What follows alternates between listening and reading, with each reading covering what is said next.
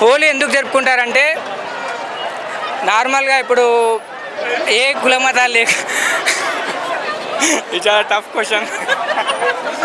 హోలీ ఎందుకు జరుపుకుంటారంటే శ్రీరామచంద్రుడు రావణాసురుడిని వధించగానే మనకి ఫ్రీడమ్ దొరికింది అనుకుంటూ అప్పటి నుంచి దేవతల కాలం నుంచే హోలీ జరుపుకుంటారని నాకు తెలుసు. హోలీ ఎందుకు సెలబ్రేట్ చేసుకుంటారు అంటే నేను చెప్పినా కదా, మతాలకు అతీతంగా మతం. ఇప్పుడు ఒక మతం హిందూ అంటే కాషాయం వస్తుంది, బుద్ధిజం అంటే ఇంకో రంగు వస్తుంది, క్రిస్టియన్కి ఇంకో రంగు వస్తుంది. ఓకే, ఇంకొకటి ఏంటి మన ముస్లింలకు అది గ్రీను సంథింగ్ రంగులు వస్తాయి. ఇక్కడ అన్ని రంగులు కలిసినాయి కదా, మరి మేమైతే అట్లనే భావిస్తున్నాము.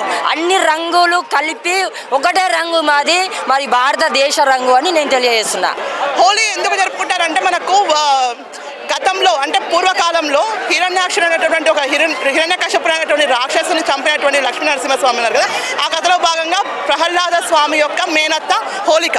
ఆ హోలికను తీసుకొచ్చి ఎంత చెప్పినా కూడా ఆయన శ్రీరామ నారాయణ జపాన్ని మానకపోతే వారు ఏం చేశారంటే హిరణ్యకశపుడు ఏం చేసిండంటే వాళ్ళ చెల్లెల్ని తీసుకొచ్చి చూపించిండు. సహజంగా మేనత్తలు అంటే మనకి ఇష్టం ఉంటుంది. సో వాళ్ళ ఆయన ఒళ్ళో కూర్చొని కథలు వింటున్నాడు.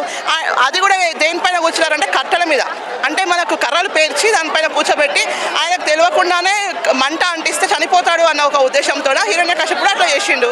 అయితే అక్కడ నారాయణ జపం ఏదైతే ఉందో ఆ నారాయణ జపము ఆయనను ఏం చేయలేకపోయింది, కానీ హోలిక మాత్రం దహనం అయిపోయింది.